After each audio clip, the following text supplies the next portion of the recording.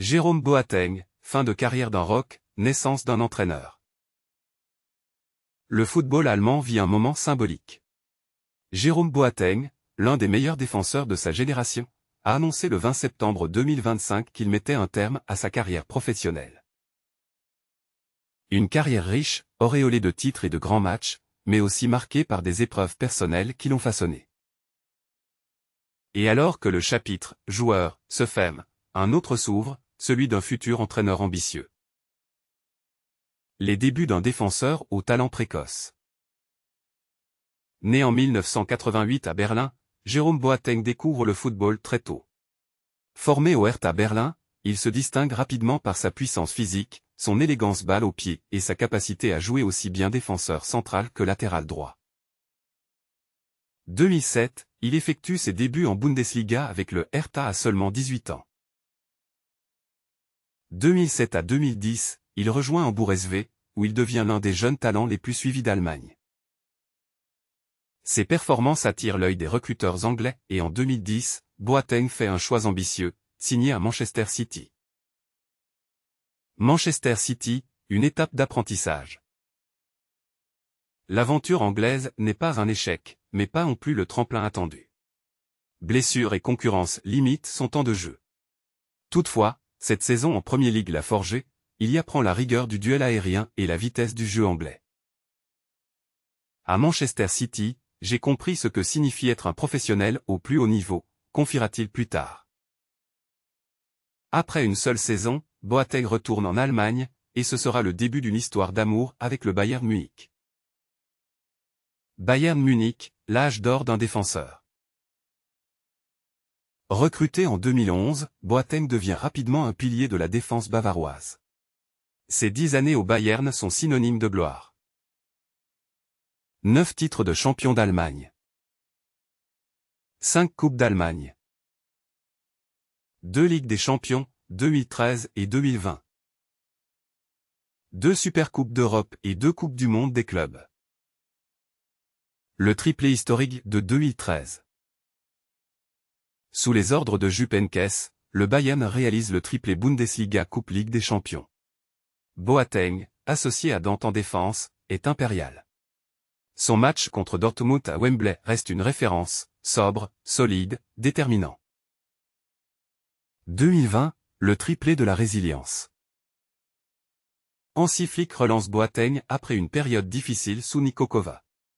Il retrouve son meilleur niveau et contribue au deuxième triplé historique du Bayern, cette fois contre le PSG en finale, 1-0. L'incontournable de la Nationalmannschaft. Au-delà du Bayern, Boateng a été un pilier de la Mannschaft. 76 sélections. Champion du monde en 2014. Membre de l'équipe type de l'Euro 2016. Le match référence, Allemagne-Ukraine, Euro 2016. Son incroyable sauvetage acrobatique sur la ligne face à Yevhen Konoplyanka reste gravé dans les mémoires. L'image a fait le tour du monde, Boateng volant dans les airs pour préserver l'avantage allemand, 2-0. Des années plus difficiles, blessures et polémiques. À partir de 2018, la carrière de Boateng connaît des turbulences. Blessures à répétition qui limitent son temps de jeu. Mise à l'écart de la sélection par Joachim Löw en 2019.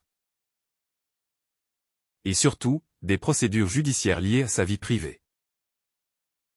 Boateng a reconnu un incident en 2018 avec son ex-compagne, pour lequel il a été averti par la justice, mais il a toujours nié les accusations de violence répétées. Ces épisodes ont pesé sur son image publique, au point que son demi-frère Kevin Prince s'était publiquement éloigné de lui.